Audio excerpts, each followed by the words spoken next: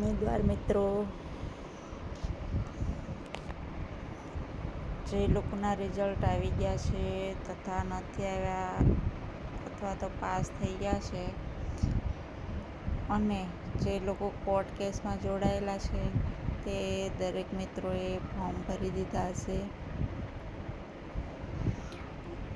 અને કેટલા ફોર્મ ભરાયા અને કેટલી જગ્યા છે એના કરતાં વધારે ફોર્મ ભરાણા છે કે ઓછા, તો એ દરેક મિત્રોના મનમાં પ્રશ્નો હશે કે મેરિટ કેટલું બનશે, કેટલા ફોર્મ ભરાણા છે.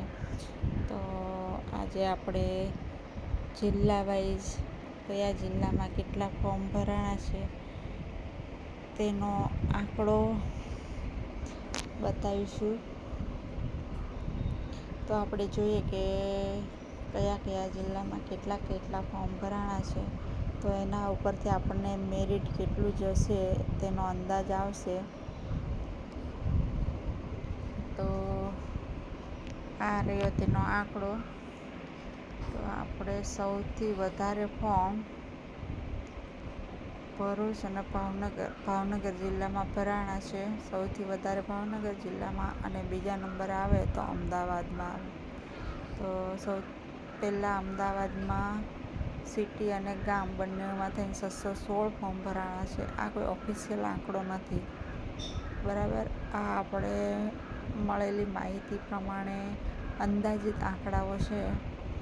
ત્યારબાદ અમરેલીમાં 80 ફોર્મ ભરાણા છે, આણંદમાં 302 ફોર્મ ભરાણા છે, અરવલ્લીમાં 253, બનાસકાંઠામાં 360, ભરૂચમાં 164, ભાવનગરમાં 834, બોટાદમાં 177, છોટાઉદેપુરમાં 91, દેવભૂમિ દ્વારકામાં 112, દાહોદમાં 375, ગાંધીનગરમાં 500, ગીર સોમનાથમાં 550, જામનગરમાં 200, જૂનાગઢમાં 325, કચ્છમાં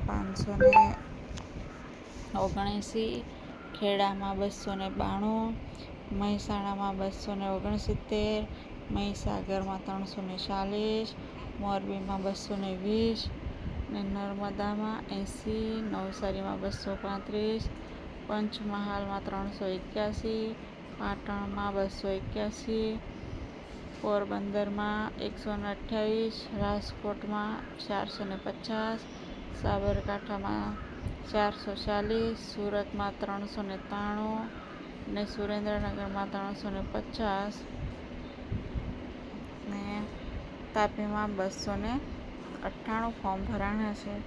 આમ જોવા જઈએ તો મળતી માહિતી મુજબ જગ્યા 11,000 છે અને ફોર્મ 12,000 પ્લસ ભરાણા છે. તો આંકડો આ કોઈ ઓફિશિયલ નથી, પરંતુ અંદાજિત 12,000 પ્લસ ફોર્મ ભરાણા છે.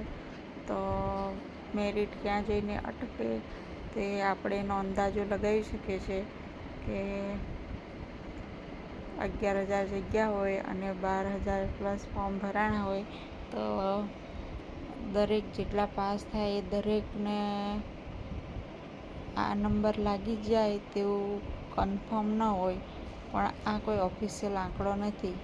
જ્યારે ઓફિશિયલ આંકડો આવશે ત્યારે આપણને એકદમ પરફેક્ટ માહિતી મળે કે હવે મેરિટ કેટલે જઈને અટકશે.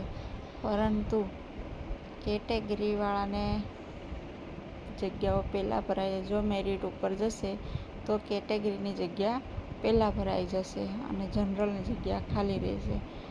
અને જો પાસ થાય એ લોકોનો મેરિટ નીચું રહે તો દરેક જગ્યાઓ 11,000 ફોર્મ હોય ને 11,000 જગ્યાએ તો દરેકનો વારો આવી જશે. તો આ માહિતી પ્રમાણે આપણે અંદાજો લગાવી શકીશું. હવે ઓફિશિયલ આંકડાની રાહ જોઈએ કે કુલ કેટલા ફોર્મ ભરાણા છે.